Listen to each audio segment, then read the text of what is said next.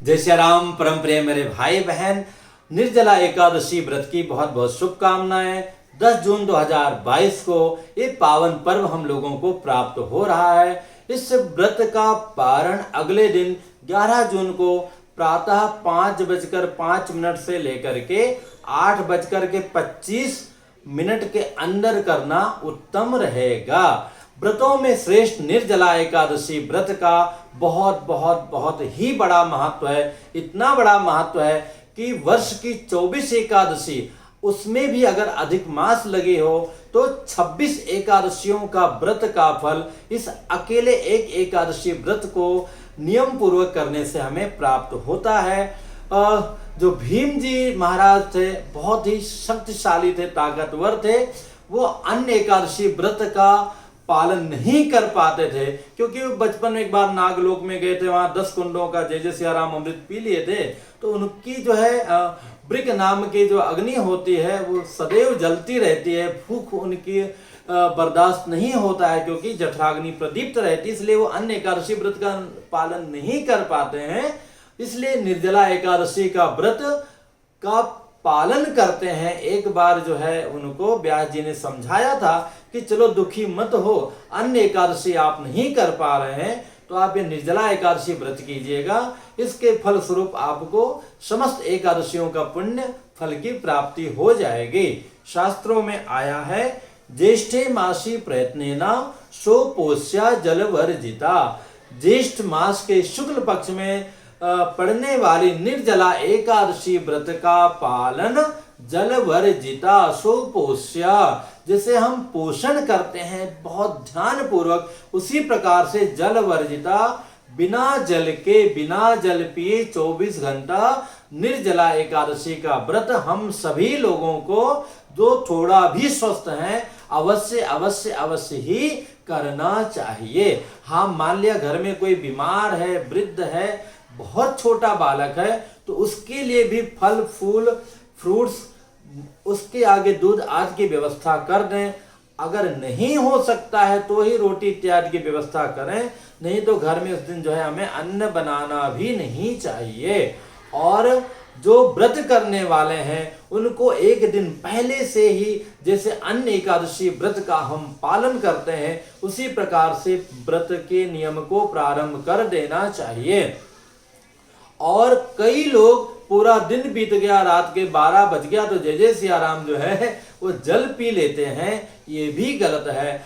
अपने भारतीय परंपरा में रात 12 बजे कुछ भी परिवर्तन समय के अलावा नहीं होता है। तो हमें अगले दिन जब पारण का समय है प्रातः 5:50 5:50 AM से लेकर के 8:25 AM के अंदर हमें पारण करना चाहिए, तभी हमें उसका पूरा लाभ मिलेगा। जैसे कोई व्यक्ति दौड़ लगाता है, लेकिन जो सीमा निर्धारित है जब तक वहां पे नहीं पहुंचेगा तब तक कैसे वो विजयी माना जाएगा। तो मन माना कार्य नहीं करना चाहिए।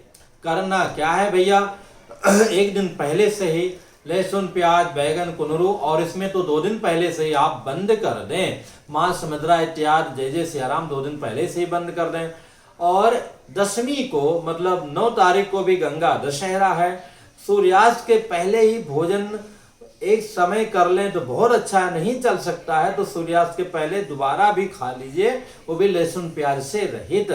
इसके बाद में सोने के पहले मंजन वंजन कर लीजिए, और एक बार जो है जय जय सिया राम 11 बजे तक 12 बजे के अंदर जय जय सिया राम जितना जल पीना है पी लीजिए। हाँ, एक बार नींद खुल गई, ऐसा नहीं कि 2 बजे नींद खुल गई तो 2 बजे जल पी लेना भैया।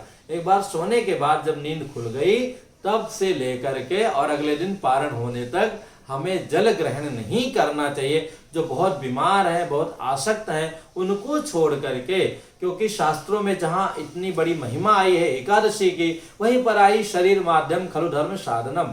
शरीर माध्यम है, तो ऐसा नहीं कि अगर हम जल पी के न मिलने के कारण, न पीने के कारण बेहोश हो जाएंगे अथवा बीमार पड़ जाएंगे, तो उन लोगों को छूट है, उनको यथासंभव प्रयत्न करना चाहिए। पर बैगन है, चावल है, कुनरू है, या इस प्रकार की कोई भी पदार्थों को ना खा के फल इत्यादि से रह सकते हैं तो बहुत ही उत्तम है।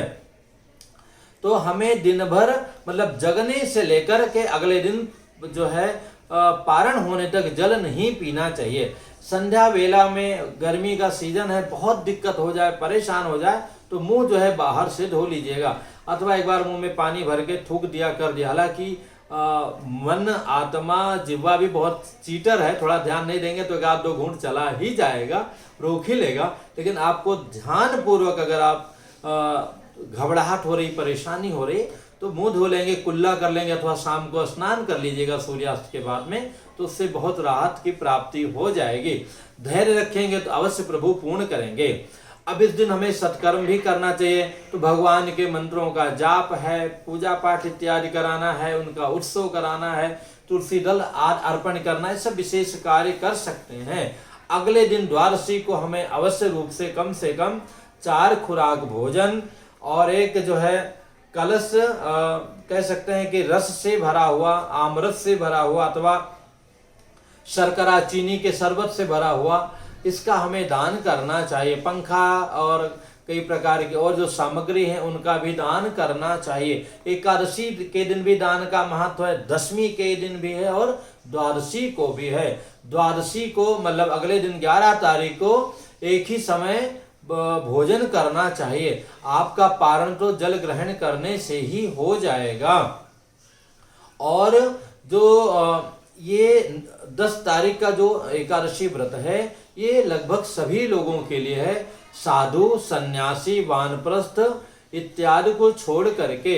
एक बच्चे ने पूछा था पिछले वीडियो में, गुरुजी मैं स्टूडेंट हूँ तो मैं किस तारीख को, उसका जवाब मैंने दिया है। तो सारे लोगों को, चाहे विद्यार्थी हैं, चाहे कहीं कर्मचारी हैं, अथवा घर में जो पारिवारिक जीवन जी रहे हैं, जो साधु नहीं बन गए, सन्यासी नहीं बन गए हैं, अथवा भगवान के पास से जो सौभाग्यवती माताएं बहनें, उन सारे लोगों को 10 तारीख को ही निर्जला एकादशी का व्रत रखना है।